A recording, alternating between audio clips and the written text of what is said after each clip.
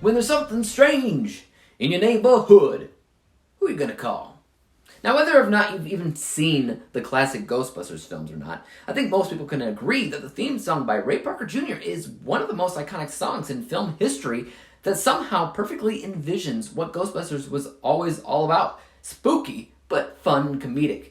Ghostbusters Afterlife came to theaters just this past November, and I was unable to see it when it first came out. But like many of you, I definitely had it higher on my most anticipated films of the year list, but not for the same reason.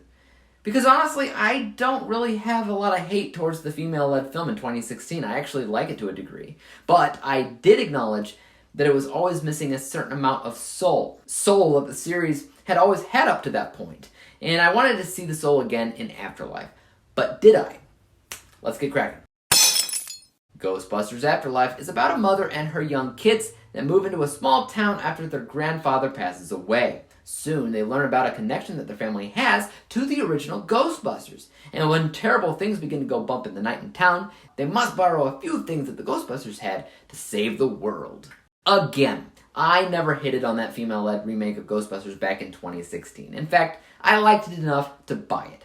But it did lack a certain soul. The best way that I could explain that movie is to basically say, it felt like a modern comedy, nothing more, nothing less, meaning, technically speaking, there wasn't a lot about it that was memorable or specifically done well. It was predominantly focusing on humor more than anything else. But honestly, a part of that original series really was about technical aspects, such as cinematography, writing, music, and the like. There's a reason why after all these years, we remember that first film in the 80s, and we've kind of forgotten the 2016 film altogether over the last, now 7 years. And if nothing else, Ghostbusters Afterlife has the feel of a Ghostbusters movie again. The cinematography is great, as is the score, which is very similar to the original score all those years ago. The tone isn't just all stupid humor like in 2016, but rather a nice blend of comedy and drama, split between a group of characters that, while maybe not as great as the original Ghostbusters, they were still pretty darn likable on their own. I'm not really sure if I really care all that much about a mostly kid-led Ghostbusters movie, to be honest. But for what it's worth, they all did a pretty great job. Now, without giving too much away, the film does also pay tribute to Harold Ramis, who, may he rest in peace. Because the director, Jason Reitman, said that he made this movie in general for his father, Ivan, who made the first movie. And he also made it for Harold. He even made a statement out there saying that he wouldn't even agree to make it at all unless Harold's family approved of it, which I think is probably the best aspect of this movie behind the scenes. That shows commitment, loyalty, and passion for the franchise overall, so I definitely respected that. Now, if I were to say a negative for this movie at all, it would absolutely have to do with the plot, which just seems to be rehashing the first movie. It has the same structure, the same villains, the same basic way to stop the villains. It was more of a remake than the female-led remake in 2016 was, which I thought that probably had a little bit more of an original story compared to this. But that's actually not a horrible thing, because that original film is iconic for many reasons, including the story. The use of practical effects isn't lost on me either, because I definitely appreciated that aspect.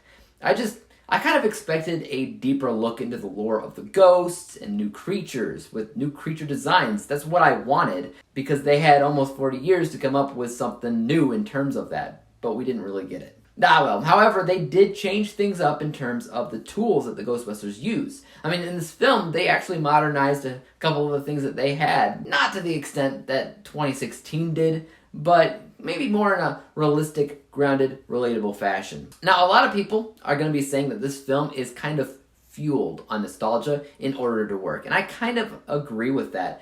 But, on its own, it's still a movie that is made well. It works for a newer generation that maybe has never seen those original Ghostbusters films, as well as the old generation that did. It works for them both, and I don't think that that's a bad thing at all. Though, if I were to be honest, I do think that it made a few safe decisions here and there because of that. Now, taking a look at how this film operates purely from a technical and unbiased viewpoint, it is easily better than 2016 because that didn't really try in this department.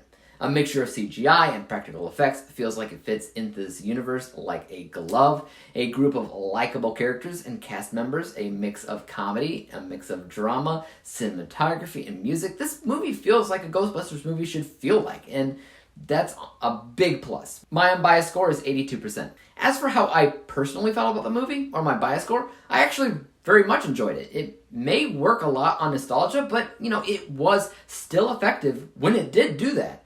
The music, the memorable creatures, the jokes, the cameos here and there, it was all a good time, if nothing else. So my bias score is actually 90%. So when we combine those two scores together, we come to the final rating of 86%.